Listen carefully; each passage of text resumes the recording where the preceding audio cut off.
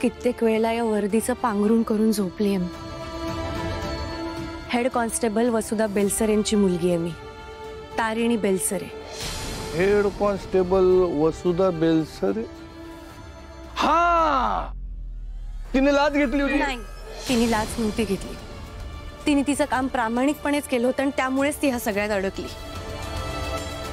तिच्यासारखं प्रामाणिकपणे काम करणारी खूप माणसं आहेत, पण तुमच्यासारख्या माणसांमुळे ना वर्दीवर बोट उचललं जातं. हे बोलायला दिलं म्हणून काय पण बोलू नका, वर्दीत आहे मी. मग त्याचाच थोडा आदर करा. कोकणात पोस्टिंग झालंय ना तुमचं, तिकडे जाऊन आराम करणार आहात. तुमच्याकडे जी केस आली आहे ना, त्यानं देव आठवणार आहे तुम्हाला.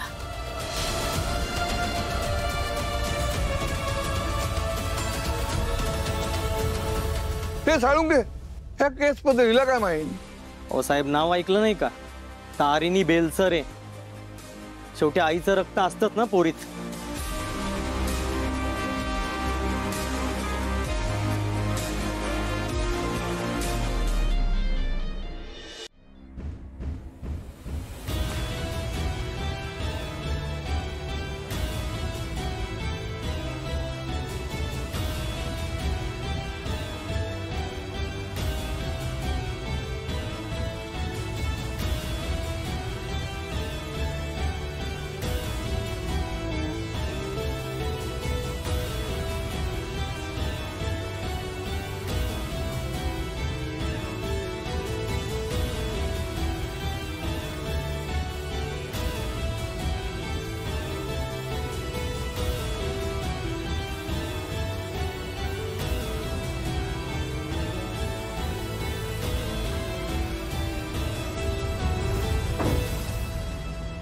बॉस, घरात कॅमेरा इन्स्टॉल झालेत.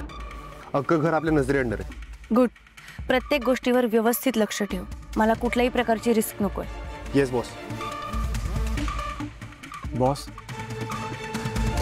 अपसेट आहेस?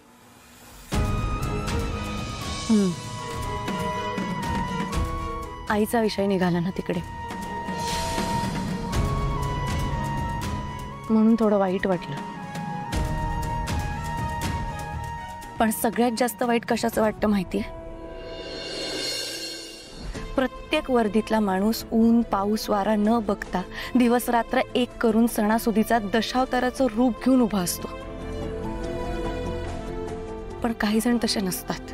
काही वर्दीवाल्या माणसांना जेव्हा वर्दीची किंमत नसते ना, तेव्हा त्या गोष्टीचं सगळ्यात जास्त दुःख होतं.